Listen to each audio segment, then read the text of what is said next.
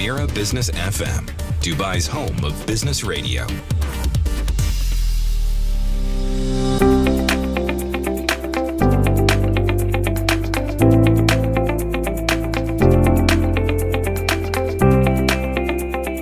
This is Morning Drive from Mira Business FM.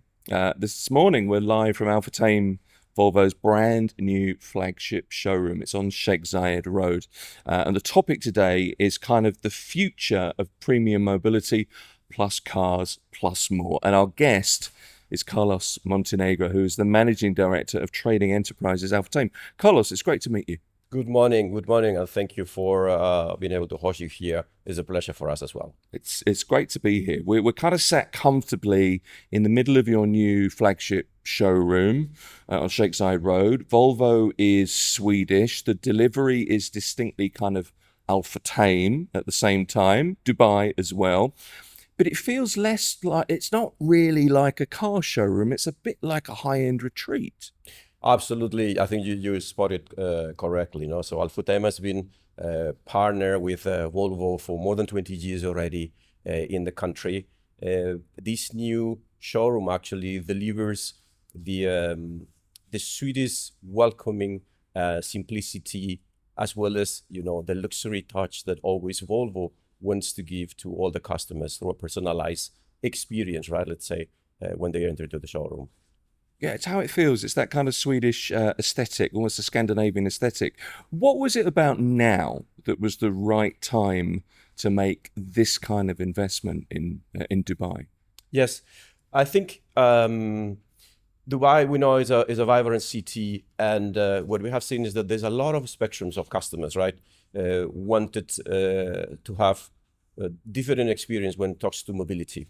Volvo has gone through a tremendous transformation worldwide on multiple points, especially on their strategy through electrification of their models, the sustainability, circular economy, and other key points that they said they could perfectly fit to the UAE audience, right? And specifically for Dubai. So this showroom tries to showcase all those new strategies that the Volvo brand wants to make it worldwide, and Futtaim as a group took it perfectly as well, together with our partners.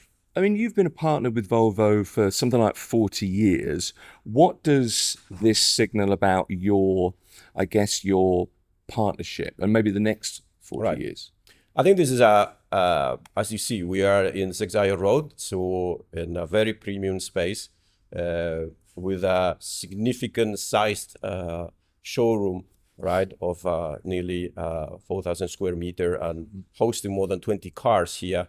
There's a tremendous commitment from Futtaim Group towards the Volvo brand, and as well, the Volvo brand towards Futtaim and towards the country. So we truly believe that there are those customers looking for that premiumness of what Volvo offers, plus the other attributes of the brand for sure. The UAE at the moment is, I think, in some ways, it's a global benchmark for EV adoption. It's becoming something of a premium EV hub. From your experience in the industry, some years in the industry, what is it about the infrastructure and I guess the consumer appetite that convinced you this was the perfect home for the largest Volvo showroom in the region? Right. You say it right. I think at the same time, we need to make some points on the electrification per se.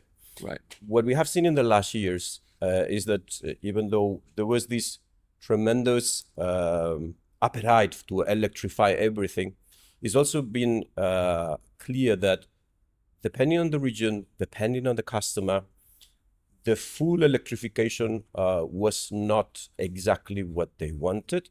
So this is why companies like Volvo have gone through a strategy of definitely keeping the sustainability goals, such as Volvo in 2030 to be at least 75% of CO2 reduction, versus 2018. We have gone through a whole redefinition of the range of the cars, where we can offer now a full electric car like the EX90 or EX30, but also electrified cars that we call them. So those are the plug-in hybrids that we can offer as well, because some people might not be still ready, whether it's personally or through the chargings, etc., might not be ready for the full electric. So we have seen that in the market as well. Today, if you combine electric and electrified, so those plug-in hybrids in the market, we're easily talking about nearly 15% of the market that are those type of powertrains. If we just go on the fully electric one, we are still at around 5%, 5 to 6%. So UAE compared to other European markets where there can be a 25% fully electric, right? There is still a long way to go. Yet the growth pace from the UAE and Dubai in this case is astonishing. So we have gone from 0 to 5% very quickly, and definitely infrastructure coming from government and other private entities like Futtaim electric mobility companies that we have supported that growth. It seems like we've gone from 0 to 5% in the last few months. Yes, It's been a huge change, hasn't it? You've designed this space to be kind of immersive. It's an experience, a comfortable aesthetic kind of experience. How does the physical environment of the showroom change the way a customer interacts with the brand?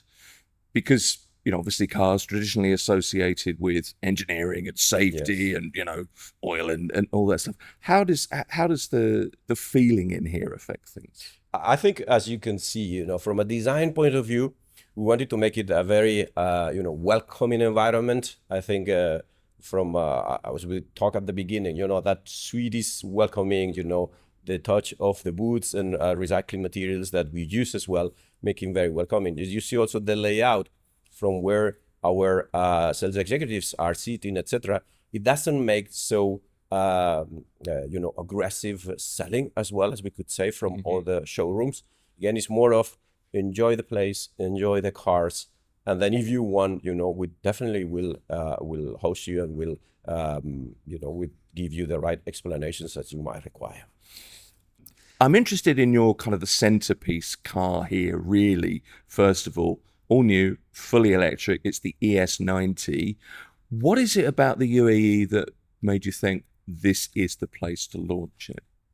Well, first of all, UAE is a very premium market, right? So the level of cars and the average even price, you know, of this market, it's higher than other places. So we just launched the ES90, our flagship electric vehicle, competing to other premium electric vehicles that are in the market. The ES90, obviously, it has one of the best electric ranges in the market, nearly 700 kilometers of range. So that's almost top of the range of those type of cars. It's a 5-meter sedan, also very big, with an output of nearly 335 horsepower for the single motor and up to almost 650 for the dual motor. So tremendous power, torque, acceleration, and all that. But probably what strikes the most is the platform, the 800-volt technology that it uses. Basically, what allows is that with the same output, with the same current, right, of power, you can charge the car in a much faster way. So this car can charge with a direct charger 300 kilometers in 10 minutes. So that means that in around 20 minutes, even less than 20 minutes, 18 to 20, you can get a full charged vehicle. That's thanks to the technology that the car is using on the batteries and on the charger. It's 800-volt charging, is that right?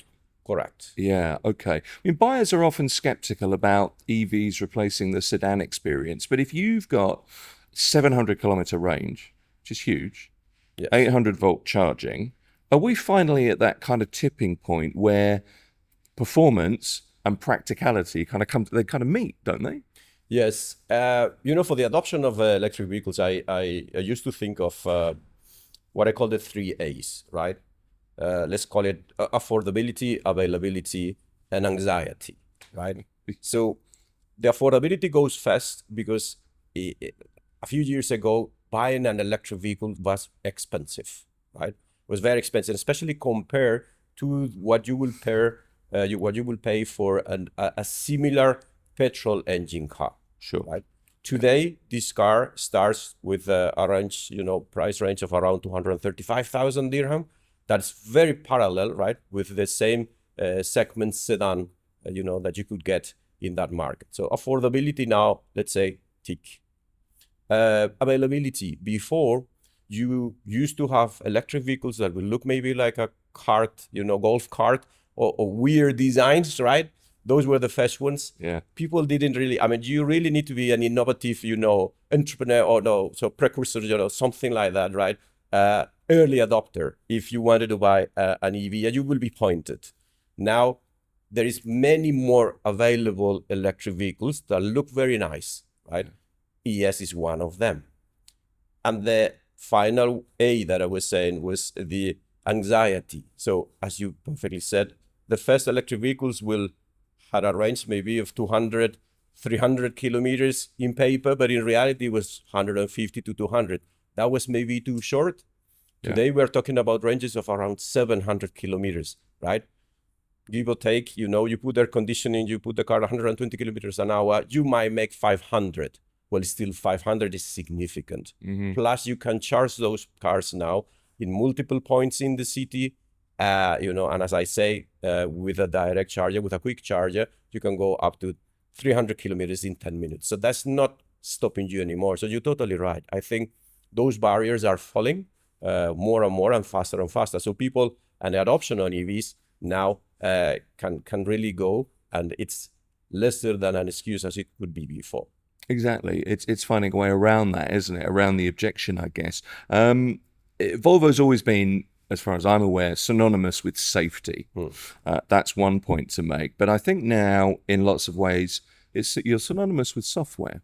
I think it's probably fair to say. How does the ES90 use tech to make a driver's life easier, rather than to being befuddled by which button to press? How does it make it a more you say right, no? So and we will see it if we have the opportunity to test drive the car, right? I had a quick look just now, actually. Right.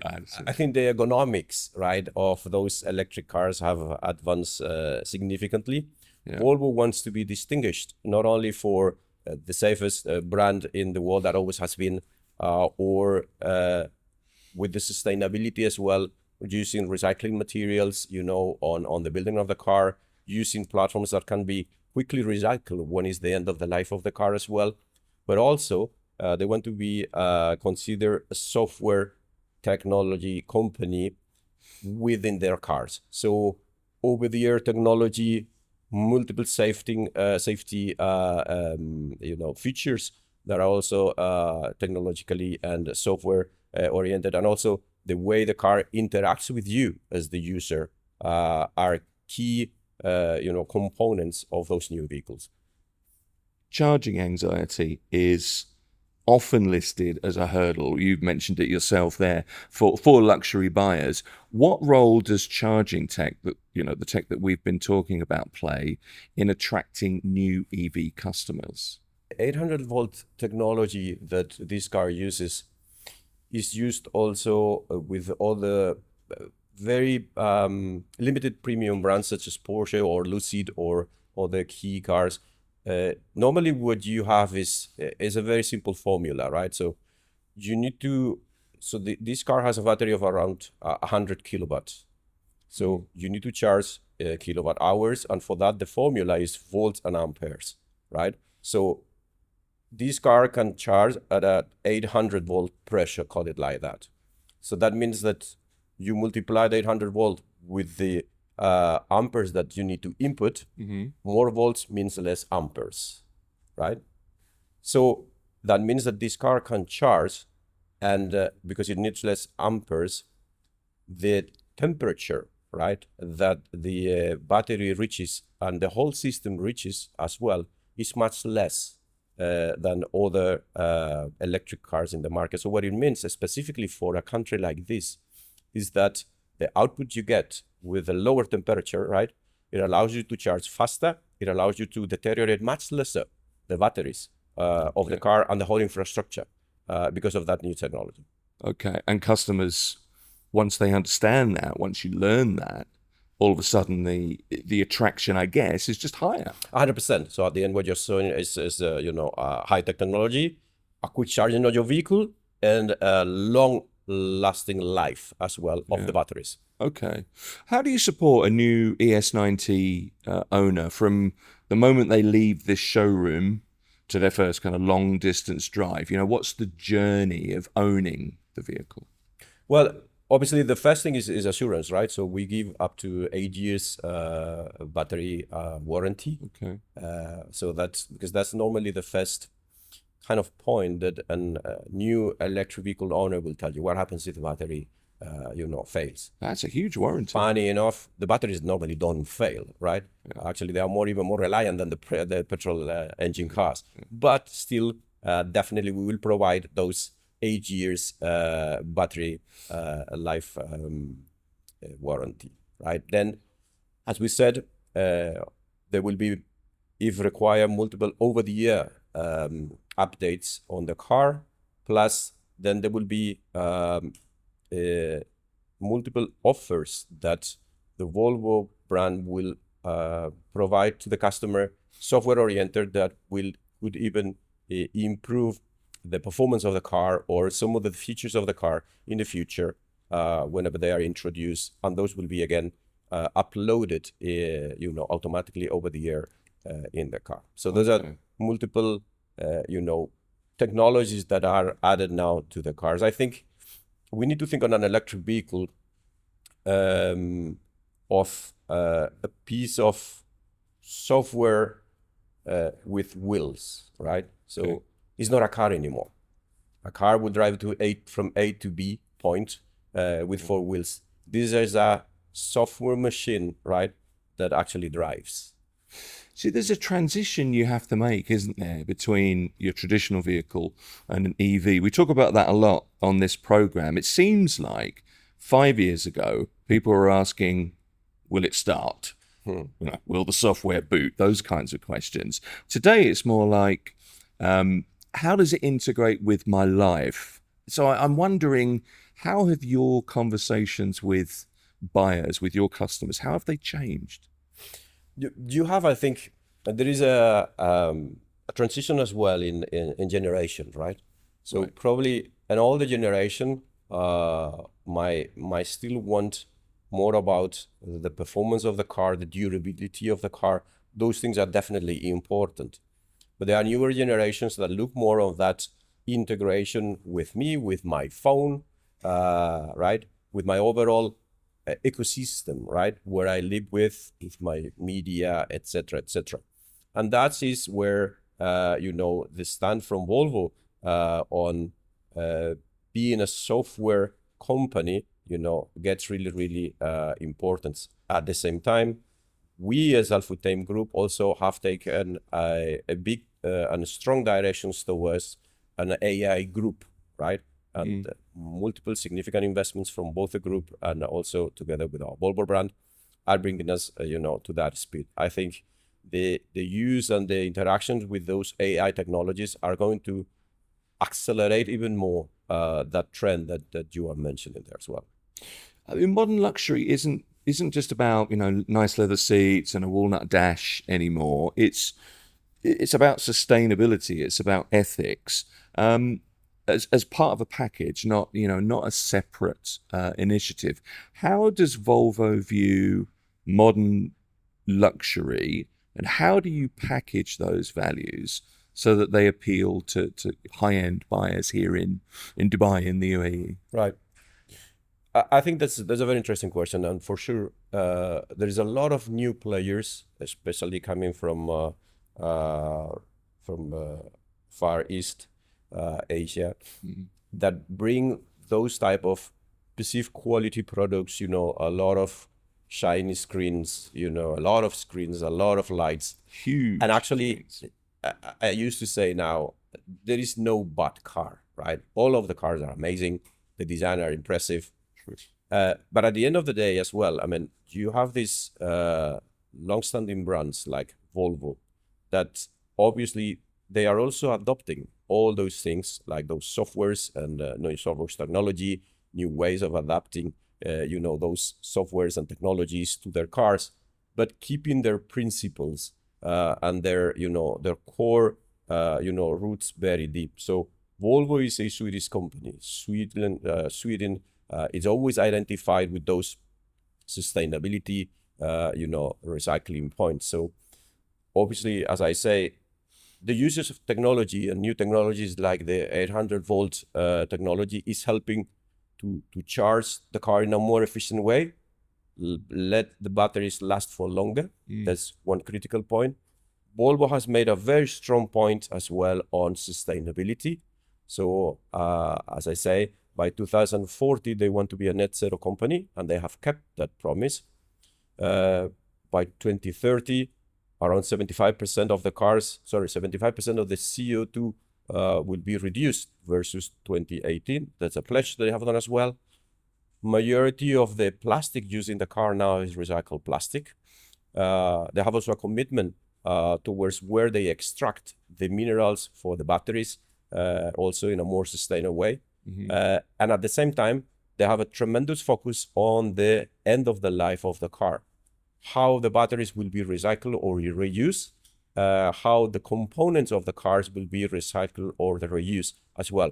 And that's been monitored, and that's been followed by all the brand, but also by the authorities in those countries. So for me, that is what it is, the plus, from a Volvo company versus other potential competitors or newcomers that will come into the market. So those brands like Volvo, they really know how to build a car, the durability, the reliability, you have it there, the safety, tradition, definitely, you have it there as well. But then these strong commitments towards sustainability are also there. They are in written, right? And they are put on the table. And how important is sustainability to customers? How important as a selling point for the cars is it proving to be? I think it is more and more, being put on the table, basically, because yes, we see it, right? So there is a clear, climate change issues, in many parts. There is also, oil tension all around the place. So at the end of the day, those things matter, right? So I think they are in the subconscious of many people, and more they are taken seriously, right, by the buyers. It's probably not going to be an all or nothing, is either this or nothing, but yes, they are considered when you have the multiple options, the different options, right? Because at the end of the day, I mean, we don't want to put more garbage or residuals, in the world. We want the seas to be clean, right? We want the desert to be clean as well. So when you see plastics, you don't like that, right? So you really want things that can be recycled.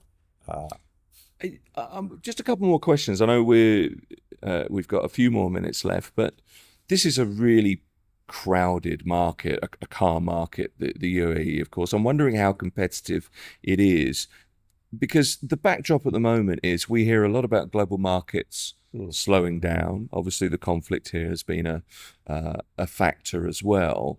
But you're doubling down, aren't you, on expansion? So you've clearly got real confidence in the long term. Sure. I think what we have seen in the last years is a steady growth of sales of Volvo in the market.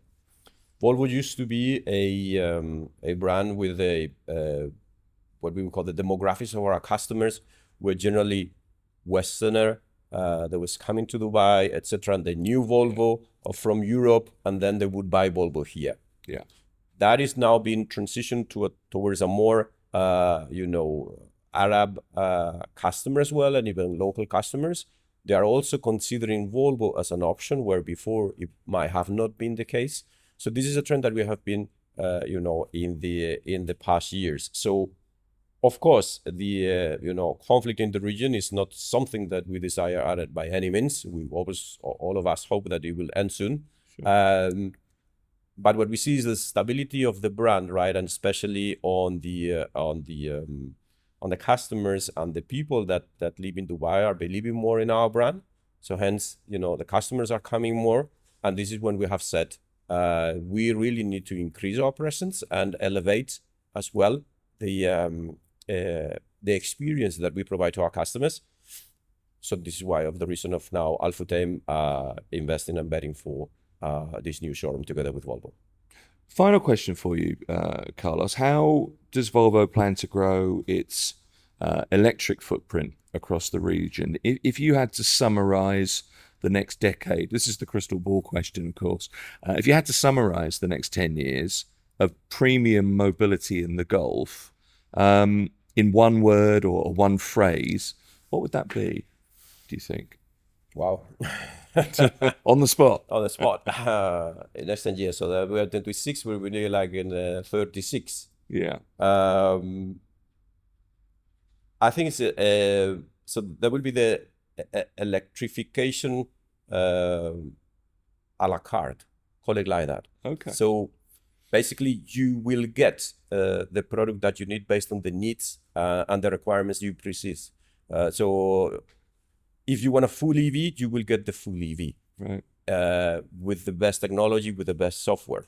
If you are not still ready for that full EV, you will still have a plug-in hybrid, a PHEV, with enough range in an electric battery for going up to 200 kilometers easily in electric, but yet you will still have a hybrid motor so that you can continue, when you don't have more energy in your batteries.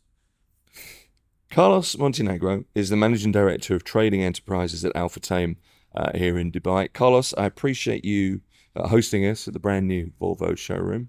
Thanks for joining us. It's a pleasure. Thank you.